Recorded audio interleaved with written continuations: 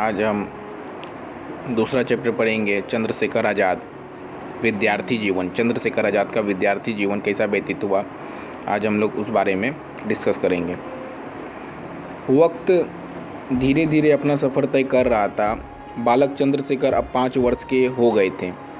उस समय गाँवों में बालकों को पाठशाला भेजने के लिए सर्वाधिक उचित उम्र 5 साल ही मानी जाती थी। जब बालक को पाठशाला जाना होता था तब उसकी शुभ तिथि निकाली जाती थी और तब जाकर बालक पाठशाला जाता था। बालक चंद्रशेखर को भी 5 साल की उम्र में पूरी होने के बाद तिथि देखकर गांव की पाठशाला में भेज दिया गया। उनके बड़े भाई सुखदेव उस समय उसी पाठशाला में पढ़ते थे। दोनों भाई साथ साथ पाठशाला जाते थे। चंद्रशेखर पढ़ने में अच्छे थे। उनकी त्वरित बुद्धि का लोहा उनके अध्यापक भी मानते थे। वे न तो पढ़ने से जी चुराते थे और न ही बहाने बनाते। उनके अध्यापकों ने उनके पिता सीताराम तिवारी से कहा कि पंडित जी, आपका ये बालक न सिर्फ पढ़ने में तेज है बल्कि लगनशील भी है। आप इसकी शिक्षा पर ध्यान दीजिए, निश्चय ही यह आपके परिवार का नाम रोशन करेगा। पिता के लिए सबसे बड़ा सुख होता है पुत्र की प्रशंसा सुनना। पंडित सीताराम जी को अपने पुत्र की प्रशंसा सुनकर अत्यंत खुशी हुई। उन्होंने अपने सामर्थ्य अनुसार अपने पुत्र की शिक्षा पर खर्च करने का निश्चय किया। उन्होंने मनोहर लाल त्रिवेदी जी, जो उस समय गांव में सबसे ज़्यादा पढ़े लिखे व्यक्ति थे, को चंद्रशेखर को घर पर पढ़ाने के लिए नियुक्त कर दिया।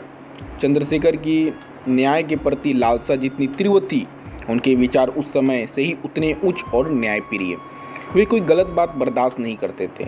यहाँ तक कि खेल में भी वे यह ध्यान रखते थे कि कहीं उनसे कोई गलत काम न हो जाए। उनके बचपन की एक घटना से उनकी न्याय बुद्धि का प्रमाण मिलता है। एक बार त्रिवेदी जी दोनों भाइयों को पढ़ा रहे थे। चंद्रशेखर की न्याय बुद्धि से परिचित तो थे ही, उनके मन में आया कि तनिक देखा जाए कि ये मेरी गलती पर क्या करते हैं। अतः उन्होंने जानबूझकर एक ऐसा शब्द जो चंद्रशेखर को भली भांति ज्ञात था गलत बोल दिया। त्रिवेदी जी उन्हें पढ़ाते समय पास में एक डंडा रखते थे। चंद्रशेखर ने वह डंडा उठाया और त्रिवेदी जी को 2 डंडे जमा दिए। पूरे घर में हंगामा मच गया।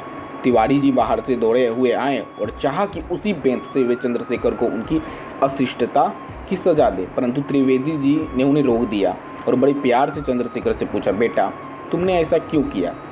क्या तुम नहीं जानते कि बड़ों से, खासकर अपने पिता तथा गुरु से इस प्रकार का व्यवहार कितनी बड़ी अशिष्टता है? चंद्रशेखर ने बड़ी मासूमियत परंतु पूर्ण निर्भीकता के साथ कहा, गुरुजी, मैंने अनजाने में या अपनी अशिष्टता के कारण आपको नहीं मारा है, बल्कि आप हमारी गलती पर हमें मारते हैं, इसलिए मैंने आपकी गलती पर आपको मारा है। न्याय तो सबके लिए एक समान होना चाहिए ना। त्रिवेदी जी ने बालक चंद्रशेखर को गले से लगा लिया। उन्होंने सीताराम जी से कहा, भाई साहब, आपका यह पुत्र कोई साधारण व्यक्ति नहीं होगा। यह तो युग सृष्टा बनेगा, काल भी इसे याद रखेगा। चंद्रशेखर की उम्र अब लगभग 14 वर्ष की हो गई थी। उन्होंने गांव में अपनी प्राथमिक शिक्षा पूरी कर ली थी।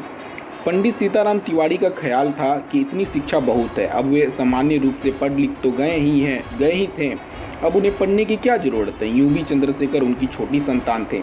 एक तरह से वे माता पिता की आंखों के तारा थे। अतः माता पिता उन्हें अपने से दूर भी नहीं करना चाहते थे, परंतु चंद्रशेखर में शिक्षा के प्रति लग थी। वे और पढ़ना चाहते थे। उस समय देश में काशी उच्च विद्यालय काशी उच्च शिक्षा का एकमात्र केंद्र था। उनकी शिक्षा भी वे काशी जाकर पढ़े। उनकी इच्छा थी कि वे काशी जाकर पढ़े। एक दिन उन्होंने अपने पिता सीताराम जी से इस संबंध में चर्चा करते हुए कहा, पिताजी, मैं काशी जाकर पढ़ना चाहता हूँ, कृपया आप मुझे काशी भेज दें। सीताराम जी ने थोड़ा हंसते हुए कहा, अरे तुझे क्या करना है इतना पढ़कर? हमें तुमसे कौन नौकरी चाकरी थोड़ी करवानी है।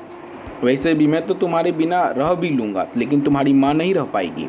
अगर मैंने तुम्हें काशी भेज दिया तो वो निश्चय ही रोज़ मुझे कोसती रहेगी। अतः तुम अपनी माँ से ही पूछ लो।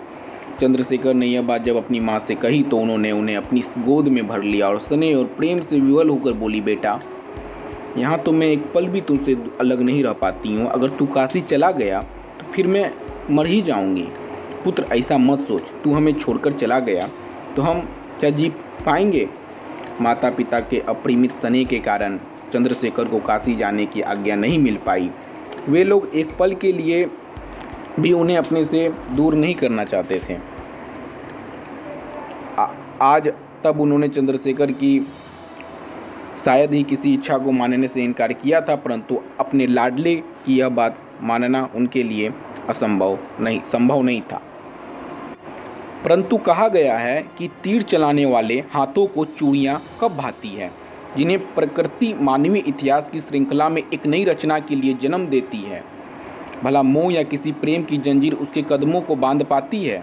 चंद्रशेखर तो मानवीय इतिहास की लंबी श्रृंखला के उस कतिपय महिमावान पुरुष श्रेष्ठों में हैं, जिनकी याद आने पर आज भी मन में वीरता और देशभक्ति का प्रकाश कौंध पड़ता है।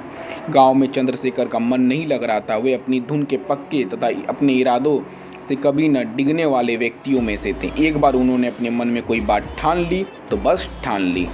जब तक उनका वह इरादा पूरा नहीं हो जाता था, वे शांत होकर नहीं बैठ पाते थे। वे काशी जाने का दृढ़ निश्चय कर चुके थे और माता पिता की अनुमति अभी मिली नहीं थी। वे जानते थे कि लाख प्रयास करने पर भी उन्हें अनुमति नहीं मिल सकती। अतः एक दिन बिना किसी को बताए वे घर से निकल पड़े। अब काशी जाकर वहाँ से शिक्षा प्राप्त करना ही उनका एकमात्र उद्देश्य था। जीवन का यह सच हमें कहाँ ले जा रहा है कौन जाने।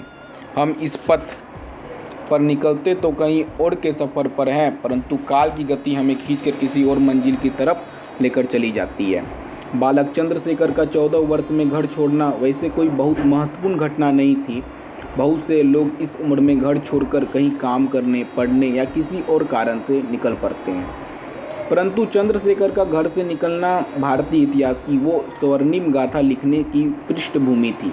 जिस प्रकार आज भी हर भारतीय ही नहीं, अपने देश तथा अपनी मातृभूमि की आज़ादी के लिए संघर्ष कर रहा कोई भी नौजवान, कोई भी जागरूक कौम गर्व कर सकती है।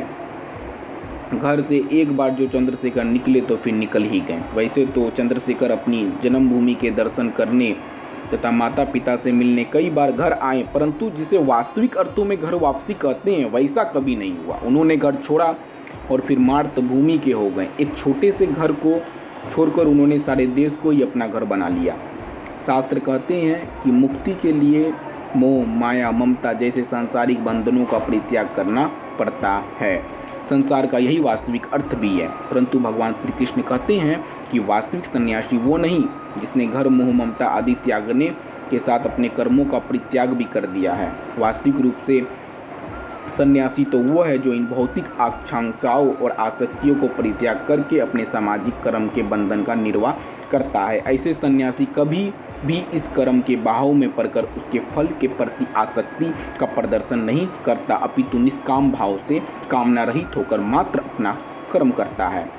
अगर शास्त्रों के इन शब्दों के प्रकाश में देखें तो हम पाएंगे कि चंद्रशेखर ने वास्तविक अर्थों में अपना घर छोड़कर एक समय संन्यास की और अपना कदम बढ़ाया। माँ का वात्सल्य और पिता का स्नेह भी उस कर्मवीर युवा सन्यासी को बांध नहीं सका। अपने आगामी जीवन में प्राप्त होने वाले भौतिक सुखों की आकांक्षा भी उस दिव्य पुरुष को क्षण भर के लिए भी विचलित नहीं कर पाई और वे इन सारे सुखों का बलिदान कर आखिर एक दिन काशी पहुंच ही गए। वहां पहुंचकर उन्होंने अपने पिता को एक पत्र लिखा। आदरणीय पिताजी, चरण स्पर्श। मैंने आप लोगों की अवमानना की है। मैं जानता हूँ कि यह मुझसे अक्षम्य अपराध हुआ है, परंतु माता पिता के स्नेह और आप लोगों की मात्र उदारता को ध्यान में रखते हुए मुझे यह पूर्ण विश्वास है कि आप लोग मेरे इस अपराध को बहुत सरलता से क्षमा कर देंगे। अगर मेरा उद्देश्य माँ सरस्वती की चरण वंदना न होता तो निश्चय ही आप मुझसे इस प्रकार की अपनी अवज्ञा नहीं पाते। बचपन में सैकड़ों बार कभी जिद करके, कभी रूठ कर तो कभी निवेदन करके मैं अपनी बातें मनवा लेता था। अतः यह बताते हुए भी कि मेरा यह अपराध क्षमा योग्य नहीं है, आपसे क्षमा की चाह रखता हूँ। आप लोग मेरी किसी भी प्रकार से चिंता मत कीजिएगा। मैं यहाँ शिक्षा प्राप्त करने आया हूँ। वैसे भी काशी भगवान शिव की नगरी है और अब मैंने स्वयं को भगवान शिव के चरणों में समर्पित कर दिया है। अतः अब वही मेरे रक्षक हैं, इसलिए अब आपको मेरे लिए विशेष चिंता नहीं करनी चाहिए। बस आपके और माँ की आशीष की आवश्यकता है। जल्द ही आपके चरणों का दर्शन कर मैं कृतार्थ होऊंगा। आपका पुत्र चंद्रशेखर। पत्र पढ़कर सीताराम जी और उनकी पत्नी की आंखों में आंसू भर आए। वे चंद्रशेखर को अपने से दूर नहीं करना चाहते थे, लेकिन अब क्या हो सकता था। वैसे उन्हें इस बात का संतोष था कि चंद्रशेखर कोई साधारण कार्य करने नहीं बल्कि काशी में शिक्षा ग्रहण करने गए हैं। ऐसे कितने बालक हैं जिनमें इतनी हिम्मत है, जो इस प्रकार का कदम उठा सकते हो। यही सब सोचकर उनका सिर स्वाभिमान से ऊपर उठ गया। काशी अनादिकाल से ही एक महत्वपूर्ण तीर्थ स्थली रही है। धर्म काशी का प्राण है और शिक्षा काशी का श्वास।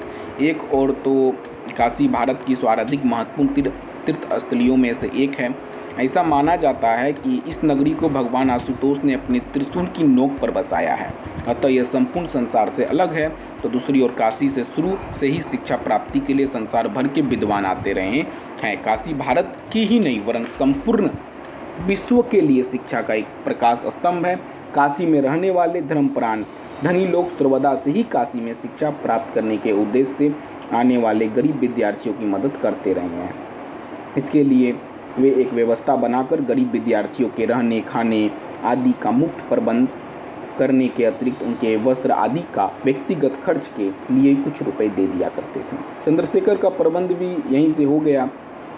काशी में अपने निवास आदि का प्रबंध हो जाने के बाद वे निश्चय होकर विद्या अध्ययन के कार्य में संलग्न हो गए। और हमारा नेक्स्ट चैप्टर होगा तत्कालीन राजनीतिक स्थिति। जय हिंद, जय भारत।